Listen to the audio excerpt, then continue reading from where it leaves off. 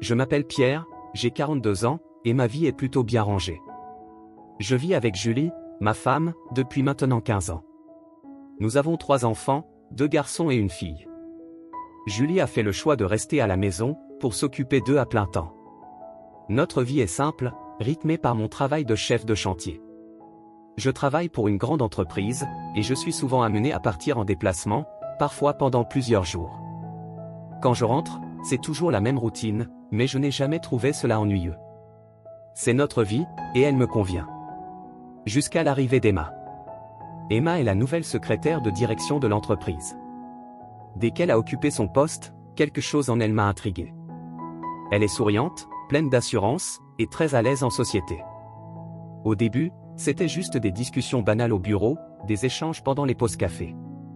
Mais très vite, une certaine complicité s'est installée entre nous. Emma me faisait rire, m'évadait.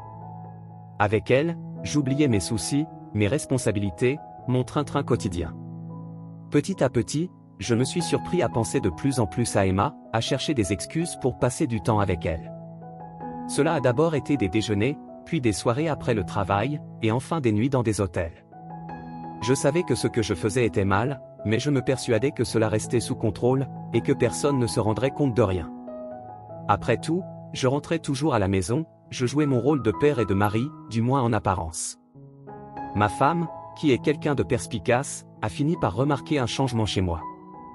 Mon attitude, mes absences prolongées ont fini par attiser sa curiosité. Elle s'est alors mise à fouiller, et à chercher jusqu'à finalement trouver des preuves de mon infidélité. Ce jour-là, tout s'est effondré. Elle n'était pas en colère, juste blessée et profondément déçue. Nous avions construit une vie ensemble, et j'avais tout gâché. La séparation a été rapide et brutale. En plus de perdre ma famille, je me suis retrouvé à la rue, avec une pension alimentaire à régler. Ma situation financière s'est rapidement détériorée.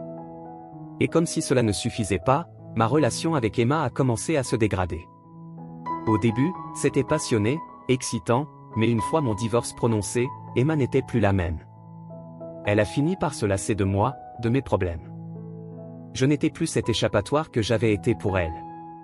Aujourd'hui, je suis seul. Je vis dans un petit studio que je peine à payer, et j'essaie tant bien que mal de garder contact avec mes enfants. J'ai perdu tout ce que j'avais.